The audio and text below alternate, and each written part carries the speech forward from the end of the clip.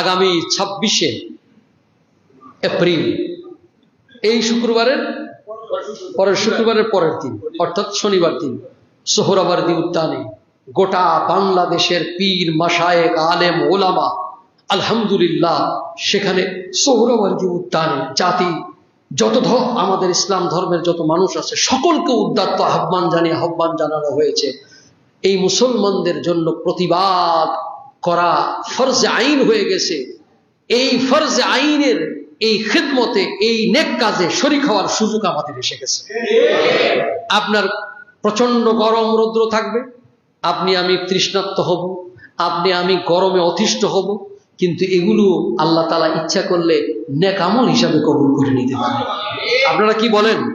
আমরা কি ওখানে গান গাইতে যাব নাকি ড্যান্স করতে যাব? আমরা প্রতিবাদ করব মুসলমান ভাইয়ের রক্তের যেই লীলা খেলা চলতেছে, ইসরাইল, কুখ্যাত শয়তান ইসরাইলের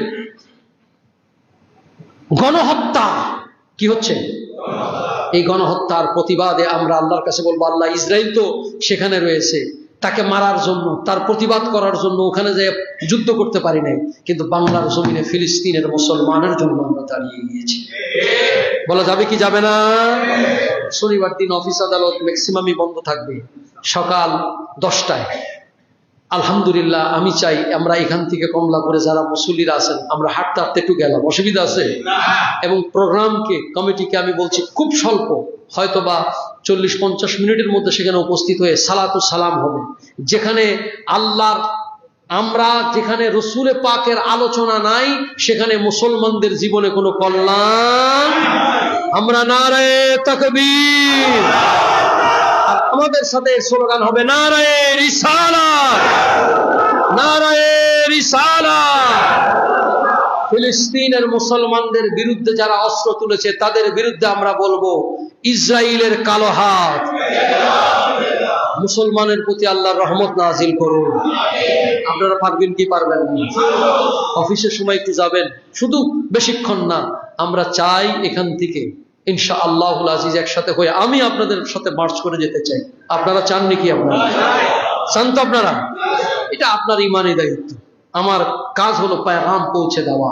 আমরা এখানে চলে আসব আলহামদুলিল্লাহ, আল্লাহ চাহে তো 10টা বলছে, আমরা এখান থেকে 9:30 10টার দিকেই রওনা দিলাম।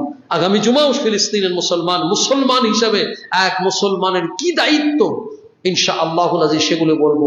এক মুসলমান আরেক মুসলমান, আল্লাহ রসুল মুসলমান উম্মতের প্রতি রউফুর রাহিম, বড় করে বলুন সুবহানাল্লাহ।